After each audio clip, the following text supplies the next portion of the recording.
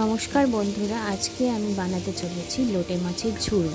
খুবই সহজেই এই সুস্বাদু মাছ অতি সহজেই বানিয়ে ফেলা যায় ঘরে সামান্য কিছু উপকরণ দিয়ে। চলুন দেখে নেওয়া যাক কীভাবে আমি বানাই।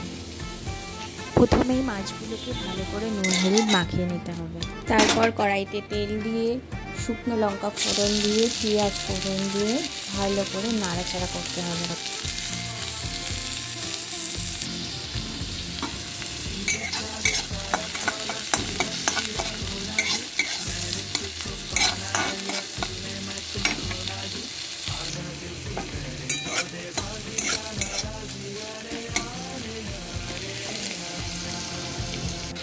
এরপর আদা বাটা, রসুন বাটা, লঙ্কার গুঁড়ো, হলুদ গুঁড়ো, নুন দিয়ে ভালো করে মশলাটাকে কষিয়ে নিতে হবে।